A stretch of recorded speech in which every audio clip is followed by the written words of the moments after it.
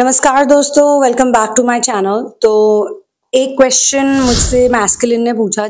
ये एक male gender के बंदे ने मुझसे कहा। मैंने एक वीडियो डाला था अपने इंग्लिश चैनल में जिसपे कि मैंने ये चीज़ मेंशन की थी कि ऐसे बहुत से लोग होते हैं, ऐसे बहुत से मेन होते हैं जो कि विमेन के साथ केवल तभी आते हैं या विमेन के पास ऐसे बॉन्डिंग करने के लिए या दोस्ती करने के लिए या अच्छे से उनको जानने के लिए, समझने के लिए नहीं आते हैं। विमेन के पास वो आते हैं सिर्फ और सिर्फ एक ही रीज़न से, उनको सेक्सुअली ऑब्जेक्टिफाई करने के लिए या फिर उनको सेक्सुअली ही उनके साथ इन्वॉल्व होने के लिए। मैंने उस पर ये कहा था, मेरी एक टिप्पणी थी कि ऐसा तभी होता है जब मैस्कुलिन्स के जो इनर वुंड्स होते हैं, जो कि फेमिनिन वुंड्स होते हैं, वो हील नहीं हुए। या जो मैस्कुलिन्स ऐसा करते हैं बेसिकली वो अपने अंदरूनी फेमिनिन के टच में नहीं होते हैं, उनके खुद के फेमिनिन वुंड्स बहुत ज़्यादा होते हैं। तो इसीलिए जब वो विमेन को देखते हैं, किसी भी विमेन को देखते, चाहे रिलेशनशिप के नज़रिए से देखें या जैसे भी, तो वो उसको बस उतने ही रूप तक देख पाते हैं कि ये मेरी दासी है, या फिर जैसे मैंने कहा। तो उसी वक्त मुझे जवाब आया किसी का, और जवाब या सवाल आप कह सकते हैं इसे, कि जब लड़कियों को ऐसे मिल जाते हैं लड़के या कोई ऐसा व्यक्ति मिल जाता है जो उनको बहुत अच्छे से ट्रीट करता है, उनकी इज्जत करता है, उनकी रिस्पेक्ट करता है, तो फिर वो उसको अच्छे से ट्रीट नहीं करती हैं और उनको फिर उन्हीं के पीछे जाना होता है जो कि सही नहीं होते हैं। मैं बस ये कह रहा हूँ, वैसे तो कोई इमोशनली और मेंटली इंटेलेक्चुअली कनेक्टेड होता नहीं है, और जब कन्याओं को मिल जाता है ना ऐसा नर, सो कॉल्ड नर, तो दे टेक दैट नर एज ग्रांटेड वेरी मच, इतना ज़्यादा कि बेहतर इस लेवल पे ले जाते हैं कि वो इंसान रहे या ना रहे, मरे जिंदा रहे, फिर भी उन्हें कोई फ़र्क नहीं पड़ता। तो this is creating a kind of hatred in me towards girls. पहले ढूंढते रहेंगे ऐसा कोई मिले, जब मिल जाए तो उसको ग्रांटेड लेंगे। मतलब इतनी इम्पोर्टेंस, इतनी अटेंशन अचानक से दो और उसके बाद सब कुछ छोड़ दिया जाता है। मतलब सडनली बहुत इम्पोर्टेंस दो, उसके बाद फिर घोस्ट हो जाओ, और फिर कोई रीज़न भी नहीं जस्टिफिकेशन का, अबैंडन से फील होता। उसका क्या करें यार, पता नहीं क्या हो सकता है, गॉड नोज। तो जो उनको गंदा ट्रीट करते हैं लड़कियां, उनके पीछे ज़्यादा जाती है। मतलब अच्छे लड़कों के पीछे लड़कियां खुद ही नहीं जाती हैं। तो मैं एक्चुअली इसे एड्रेस करना चाहती हूँ क्योंकि मुझे ये पॉइंट काफ़ी सही भी लगा। क्योंकि देखिए क्या होता है कि कई जगह पे कोर्टशिप जो होती है वो इंसान को उसकी सोल देख के या उसकी एनर्जी देख के या उसके अचीवमेंट्स देख के या उसके गुण देख के नहीं होती है। वो सिर्फ कुछ ऊपरी चीज़ों को देख के होती है, बात करने का तरीका, आवाज़, दिखने का तरीका, ड्रेसअप होने का तरीका, कुछ कुछ चीज़ों को देख के ही लोग अपना एक जजमेंट बना लेते हैं। और ये सब कुछ इसलिए होता है क्योंकि लोग समय नहीं देना चाहते हैं।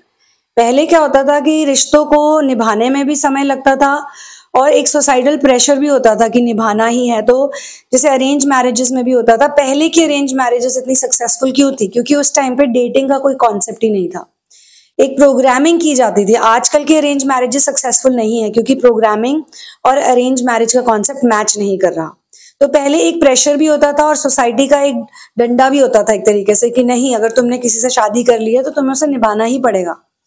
तो फिर धीरे धीरे करके पति पत्नी एक दूसरे को समय देते थे। कई दफे तो बच्चे हो जाने के बाद वो एक दूसरे के प्यार में आते थे। लेकिन समय एक बहुत ज़रूरी फैक्टर है।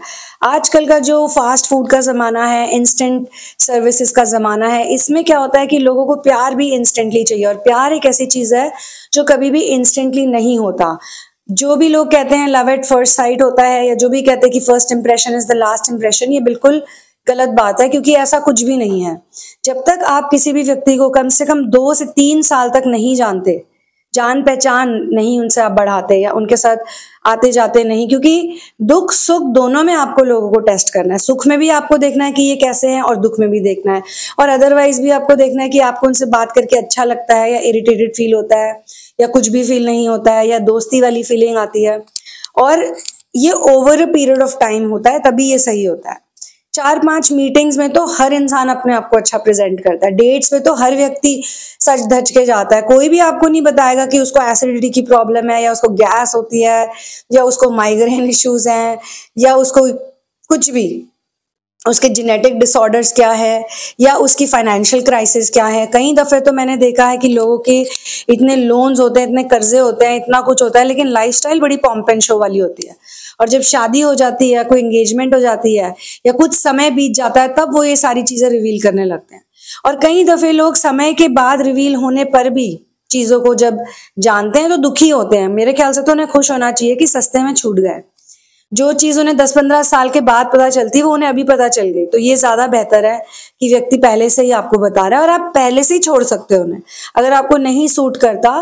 क्योंकि ये कोई ऐसी दुनिया में आजकल हम नहीं रहते कि जिसमें आपको कोई फोर्स करे। आप अपनी मर्जी से, इवन मेरे चैनल पे भी कई लोग लिखते हैं कि मुझे ये अच्छा नहीं लगा, वो अच्छा नहीं लगा, तुम ऐसे क्यों बोलते हो, वैसे क्यों बोलते हो। तो मैं कहती हूँ अगर अच्छा नहीं लग रहा तो एक सिंपल सा रूल है भाई, मत सुनो। अगर आपको मेरी बातें नहीं अच्छी लग रही हैं, मजा नहीं आ रहा सुन के, या कोई विजडम नहीं मिल रही, एंटरटेनमेंट भी नहीं हो रहा, कुछ भी नहीं हो रहा, अगर आपको कोई फायदा नहीं हो रहा, तो आप यहाँ आ क्यों रहे हो? आप इतना टाइम क्यों वेस्ट कर रहे हो? आप मत करो, कोई और काम कर लो जहाँ पे आपको संतुष्टि हो, क्योंकि यहाँ पे तो आपको संतुष्टि नहीं हो रही है। और हम हर किसी को प्लीज भी नहीं कर सकते, तो हमको ऐसे लोगों को अपने जीवन में लाना है जिनसे हम प्यार करते हैं सचमुच में। क्योंकि जिन्हें आप प्यार करोगे ना, उन्हें आप टॉलरेट कर लोगे। जिन्हें आप प्यार करोगे उन्हें over a period of time उनके डिफरेंसेस को, उनकी गलतियों को, उनकी हरकतों को आप माफ कर सकते हो और समझ सकते हो, जो माफ करने लायक है। मतलब अगर आपको किसी से प्यार ही नहीं है तो आप उसको, हो सकता है 6-7 महीने तो टॉलरेट कर लोगे, हो सकता है जब तक लस्ट का फेज चल रहा है तब तक टॉलरेट कर लोगे, लेकिन जब धीरे धीरे वो डाई आउट होने लग जाएगा, जब आपको पता चलेगा कि आपकी और उनकी मानसिकता नहीं मिलती, आपकी उनकी सोच नहीं मिलती है, आपके उनके विचार बिल्कुल भी दूर दूर तक नहीं मिलते हैं, आप बहुत स्पिरिचुअल हो, आध्यात्मिक हो, वो बहुत मटेरियलिस्टिक है, और आपने भी शायद उन्हें इसलिए चूज किया था, आपको लगा एक पैकेज डील मिल रहा है, हो सकता है बहुत अच्छा कुछ हो जाए। तो इसीलिए समय समय से पहले आप किसी को भी पेडेस्टल पे मत चढ़ाओ, समय से पहले किसी को भी अपने सर पे मत बिठाओ। समय आने दो, देखो उस इंसान को, टेस्ट करो उस इंसान को। और टेस्ट करने का मतलब नहीं एकदम स्केल और वो लेके आप उसे टेस्ट करो, नहीं। देखो एक इंसान के लेवल पे देखो कि यार मैं इस सिचुएशन में अगर होती या होता तो क्या करता या करती, इस तरह से देखो। तो बुरा भी नहीं लगेगा आपको अगर आप अपने हिसाब से सामने वालों के साथ क्लियर भी रखो। अच्छा, कुछ लोग क्या करते हैं, ये क्यों इतना हर्ट करता है कि रखते तो वो सबको टेस्टिंग मोड पे है, कहते तो वो सबसे हैं कि हाँ I love you and I will marry you and I live my whole life with you, लेकिन ऐसा कुछ करते नहीं है। प्लान उनका कुछ और होता है, अंदर ही अंदर उनका प्लान होता है कि भाई जल्दी से हटा देंगे अगर मैच नहीं करेगा तो कुछ भी। तो इस तरह के जो फ्रॉड, मक्कार, झूठे लोग होते हैं जो मीठी मीठी बातें करके दूसरों को पटाते हैं या दूसरों को कन्विंस कर लेते हैं कि मेरे साथ रहिए, आई विल लव यू, मैं ये मैं वो, और 1-2 जन्मों की नहीं, वो तो इटर्निटी और बियॉन्ड की बातें कर देते हैं कि पता नहीं जन्मों जन्मांतर तक, इटर्निटी तक मैं तुम्हारा साथ निभाऊंगा या निभाऊंगी। लेकिन ऐसे लोगों से 2-4 साल भी साथ नहीं निभाया जाता। तो ऐसे लोगों को पहचानने की भी आपके अंदर क्वालिटी होनी चाहिए। ऐसे लोगों को पहचानोगे आप तभी जब आपको ऐसे 1-2 मिलेंगे, जब ऐसे 1-2 टकराएंगे आपकी लाइफ में, तब आपको समझ में आएगा कि यार इनकी ट्रेड्स और क्वालिटीज क्या होती हैं। उसके लिए भी आपको समय देना जरूरी है। तो देखिए बुरा तो कुछ भी नहीं, क्योंकि ये जो प्लैनेट है एक्चुअली में एक स्कूल है। हम यहाँ पे सब पढ़ने आए हैं, अपना असेंशन करने आए हैं। जो बात मेरे ख्याल से ज्यादातर लोग भूल जाते हैं, बिकॉज इतना इल्यूजन है यहाँ पे, इतनी प्रोग्रामिंग है। आए तो हम सब यहाँ पे आगे बढ़ने के लिए, लेकिन हम सब इन्हीं मोह माया की बातों में, इन्हीं जंजालों में पड़ जाते हैं, और उसके बाद प्यार को ढूंढने के चक्कर में हम एक मृग की तरह बन जाते हैं। हम हिंदी में कहते हैं जिसकी मृग तृष्णा की जो कहानी है, कस्तूरी मृग की कहानी है, जिसमें ये हिरण जो होता है इसके पेट में एक पाउच होता है परफ्यूम का, इस जिससे खुशबू आती है बहुत अच्छी। तो उस खुशबू को वो ढूंढता रहता है हर जगह, पूरे जंगल में। उसे ये नहीं पता कि ये उसके अंदर से आ रही है। वो पूरे जंगल जंगल यहाँ वहां भटकता है, पता नहीं कहाँ कहाँ जंगल के बाहर चला जाता है। और शिकारी तो ऑब्वियसली कस्तूरी मृग के शिकार के ताक में हमेशा बैठे ही रहते हैं, क्योंकि बहुत एक्सपेंसिव होता है उसका जो परफ्यूम, बिकता भी है। और बहुत दुख की बात है कि हम लोग जो है इंसान, हमारे जितने भी महंगी कॉस्ट्यूम्स हो गई या महंगी चीजें हो गई या परफ्यूम्स हो गए, ये सब जानवरों के की मौत से, उनकी टॉर्चर से, उनके टॉर्मेंट से आते हैं। लोग लेदर जैकेट्स और लेदर बैग्स और लेदर लेदर लेदर इतना करते हैं। इवन जब हम भी छोटे थे हमें खुद नहीं पता था कि क्या होता है लेदर, हमें तो बस लगता था लेदर की जैकेट चाहिए। हम अपने घर वालों से कहते थे हमें भी लेदर की जैकेट दिला दो। जब बड़े हुए तो पता चला कि लेदर बनता कैसे है, तो बहुत ही खौफनाक प्रोसीजर है। गाय और भैंस या कोई ऐसा जानवर जिसकी खाल से लोग बनाते हैं, उसको ये जिंदा रखते हैं। जिंदा जानवर को मारे बिना, उसको मारे बिना उसकी खाल निकालते हैं। तो उसको बांध बांध के वो चीखता रहता है, चिल्लाता रहता है। आप सोचिए हमें एक कट भी लग जाता है।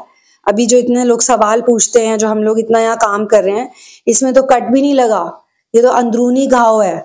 इसमें इतनी तड़प होती है, इसमें इतना दर्द होता है। तो सोचो अगर किसी की खाल निकाल दो जिंदा जीव की, तो कैसा उसको लगता होगा। तो उस खाल के कपड़े पहनते लोग, तो दोस्तों ये एक क्रूअल वर्ल्ड है, और इस क्रूअल वर्ल्ड में सरवाइव करने के लिए हर इंसान को बहुत स्मार्ट होना पड़ेगा, बहुत समझदारी के साथ जीवन जीना पड़ेगा, विजडम के साथ, ताकि दूसरे लोग आपको यूज ना करें। इतने मीठे ना बनो कि लोग निगल जाए, और इतने कड़वे ना बनो कि लोग थूक दें। बीच का जो आपका रास्ता है वो बेस्ट होता है।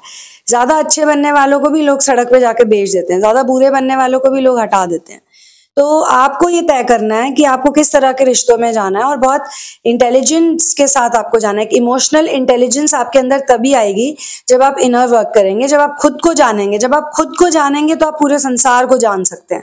जो खुद को नहीं जान पाता, उसको यही नहीं पता होता कि किसके साथ कैसा बिहेव करना है, क्योंकि ये प्लैनेट अर्थ है, यहाँ पे अच्छा नहीं चलता है। यहाँ पे बहुत बुरे लोग भी हैं, तो अगर बुरे लोग मिल जाएं और उनके साथ आप अच्छा व्यवहार करो तो उल्टा हो जाता है, और अच्छे लोग मिल जाए और पहचानने की अभी क्षमता आई नहीं और उनके साथ आप बुरा कर दो तो वो भी गलत है। तो इसीलिए जो हम ये मैस्कुलिन फेमिनिन एनर्जी पे वर्क करते हैं, यानी कि जो ऑपोजिट एनर्जीज है, पोलैरिटी वाली एनर्जीज हैं, जो हमारी सोलर और लूनर एनर्जीज हैं, इन पे हम इसलिए वर्क करते हैं क्योंकि असलियत में बुरा और अच्छा बनने के लिए हम यहाँ नहीं आए, हम यहाँ सच्चे बनने के लिए आए। कि वे सच्ची यारा होवे कि वे कूड़े टुट्टे पाल। गुरु नानक देव जी ने इतना अच्छा शब्द बनाया, सच्ची यारा। हम यहाँ पे सच्चियारे बनने आए, और सच्चा आदमी ना तो अच्छा होता है ना तो बुरा होता है, वो तो समय के हिसाब से और सिचुएशन के हिसाब से काम करता है। रिलेशनशिप में भी आपको इसी टेक्निक को इस्तेमाल करना पड़ेगा, ताकि जो लोग आपके साथ गेम्स खेले, ओवर स्मार्टनेस दिखाएं या आपके लस्ट में पड़ जाएं। अब ये जरूरी नहीं है कि चलो आपको वो पसंद नहीं आ रहे, कुछ लोग ऐसे होते हैं जो जबरदस्ती पीछे पड़ जाते हैं। वो आपके पीछे क्यों पड़ रहे हैं, उसके पीछे कोई रीजन है। आपको भी किसी न किसी चीज पे वर्क करना है, ताकि आप ऐसे लोगों को ही अट्रैक्ट करो जो वाकई में आपके जीवन में रहने लायक हैं। तो दोस्तों, on this note I will close this session and I will see you soon in another one. आपके भी अगर इस तरह के सवाल हैं, जेन्युइन क्वेश्चंस हैं, तो प्लीज रेज कीजिए, प्लीज पूछिए। चाहे फिर आपके सवाल मेटाफिजिक्स की दुनिया से हो, चाहे फिर रिलेशनशिप्स के ऊपर हो, चाहे फिर ओवरऑल हेल्थ के ऊपर हो, और सवाल जैसा भी हो उससे फर्क नहीं पड़ता है। पूछने वाले की इंटेंशन होनी चाहिए सीखने की। अगर आपकी सीखने की इंटेंशन है तो आपको जरूर सही जवाब मिलेगा। ये मुझे पर्सनली ऐसा लगता है, मेरे साथ भी हुआ है। One love and peace out and जय Shri Ram. There's so many men that don't like women, but they're sexually unattracted to men, and they have no choice but to deal with you. And they act like it, don't they? Like, these men don't like women for real. They don't bond with women. They don't emotionally connect with women. They prefer to be around men. They respect men. They get along with men. They see men as their equals. They do not view you as it. But the only reason they're with you is because they're not sexually attracted to the men. If it wasn't for sex or power, they wouldn't be with you. I need y'all to watch out for these men. Like, actually, like, inquire about whether this man actually like women. Not if you're heterosexual. My question to you is, do you actually like women?